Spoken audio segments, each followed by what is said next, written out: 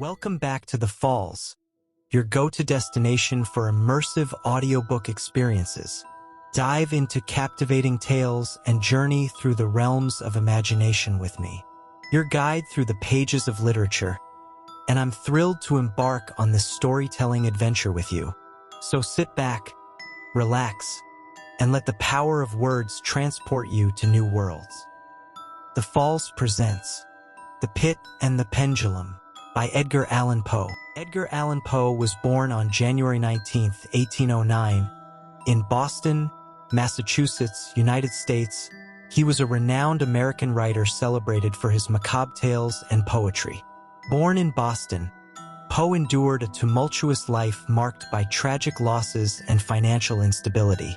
He crafted enduring works such as The Telltale Heart, The Fall of the House of Usher, and The Raven, which showcase his mastery of suspense, psychological depth, and Gothic atmosphere. Poe's contributions to the genres of horror and detective fiction remain influential, inspiring countless authors and filmmakers. Despite his untimely death at 40, Poe's legacy endures, immortalizing him as a literary icon revered for his haunting and introspective storytelling. The Pit and the Pendulum. And now, as I still continued to step cautiously onward, there came thronging upon my recollection 1,000 vague rumors of the horrors of Toledo. Of the dungeons there had been strange things narrated, fables I had always deemed them, but yet strange and too ghastly to repeat, save in a whisper. Was I left to perish of starvation in this subterranean world of darkness? Or what fate, perhaps even more fearful, awaited me? That the result would be death, and a death of more than customary bitterness. I knew too well the character of my judges to doubt. The mode and the hour were all that occupied or distracted me. My outstretched hands at length encountered some solid obstruction. It was a wall seemingly of stone masonry, very smooth, slimy, and cold. I followed it up, stepping with all the careful distrust with which certain antique narratives had inspired me. This process, however, afforded me no means of ascertaining the dimensions of my dungeon, as I might make its circuit and return to the point whence I set out without being aware of the fact. So perfectly uniform seemed the wall.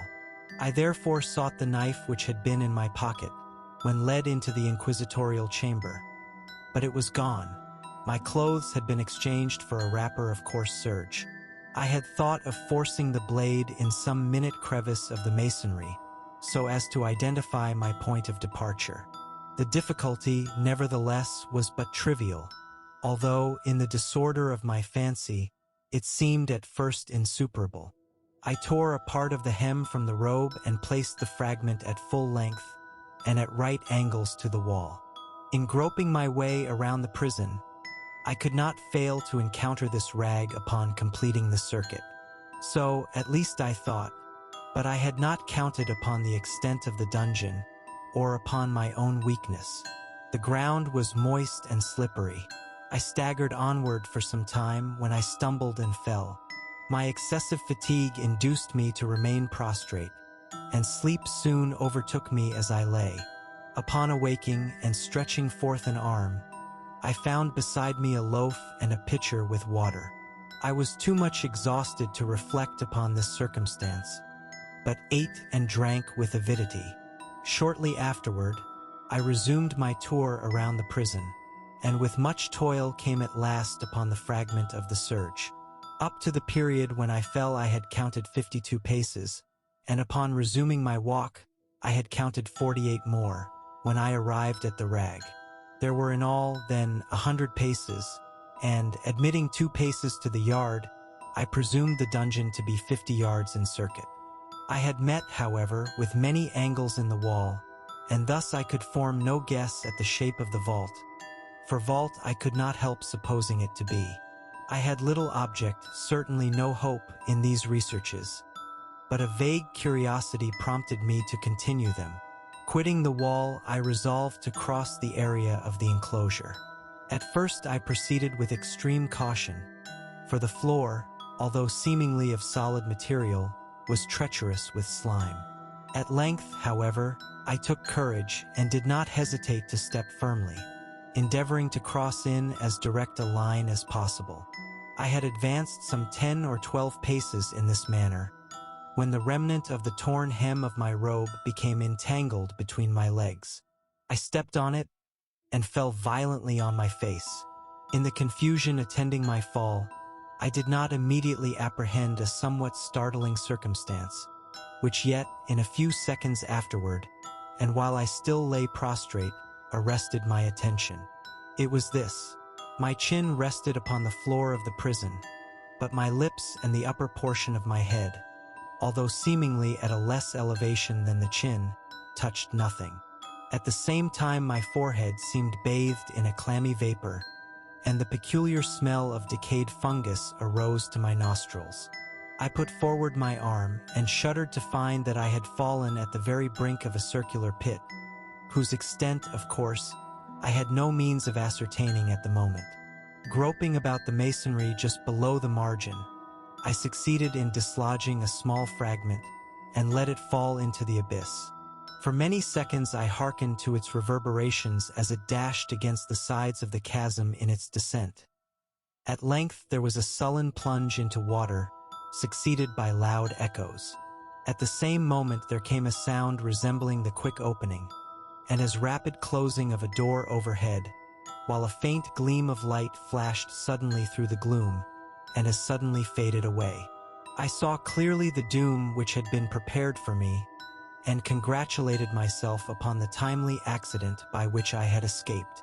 Another step before my fall, and the world had seen me no more, and the death just avoided was of that very character which I had regarded as fabulous and frivolous in the tales respecting the Inquisition. To the victims of its tyranny, there was the choice of death with its direst physical agonies, or death with its most hideous moral horrors.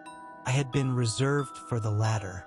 By long suffering my nerves had been unstrung, until I trembled at the sound of my own voice, and had become in every respect a fitting subject for the species of torture which awaited me.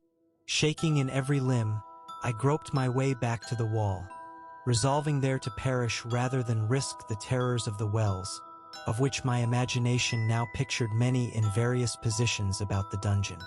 In other conditions of mind I might have had courage to end my misery at once by a plunge into one of these abysses. But now I was the veriest of cowards. Neither could I forget what I had read of these pits, that the sudden extinction of life formed no part of their most horrible plan. Agitation of spirit kept me awake for many long hours, but at length I again slumbered. Upon arousing, I found by my side, as before, a loaf and a pitcher of water. A burning thirst consumed me, and I emptied the vessel at a draught. It must have been drugged, for scarcely had I drunk before I became irresistibly drowsy. A deep sleep fell upon me, a sleep like that of death. How long it lasted, of course, I know not. But when, once again, I unclosed my eyes, the objects around me were visible. By a wild sulphurous luster, the origin of which I could not at first determine, I was enabled to see the extent and aspect of the prison. In its size I had been greatly mistaken. The whole circuit of its walls did not exceed 25 yards. For some minutes this fact occasioned me a world of vain trouble. Vain indeed, for what could be of less importance, under the terrible circumstances which environed me, than the mere dimensions of my dungeon? But my soul took a wild interest in trifles, and I busied myself in endeavors to account for the error I had committed in my measurement. The truth at length flashed upon me. In my first attempt at exploration I had counted 52 paces, up to the period when I fell. I must then have been within a pace or two of the fragment of serge. In fact, I had nearly performed the circuit of the vault. I then slept, and, upon awaking, I must have returned upon my steps, thus supposing the circuit nearly double what it actually was. My confusion of mind prevented me from observing that I began my tour with the wall to the left, and ended it with the wall to the right. I had been deceived, too, in respect to the shape of the enclosure. In feeling my way, I had found many angles, and thus deduced an idea of great irregularity. So potent is the effect of total darkness upon one arousing from lethargy or sleep. The angles were simply those of a few slight depressions, or niches at odd intervals. The general shape of the prison was square. What I had taken for masonry seemed now to be iron, or some other metal, in huge plates, whose sutures or joints occasioned the depression.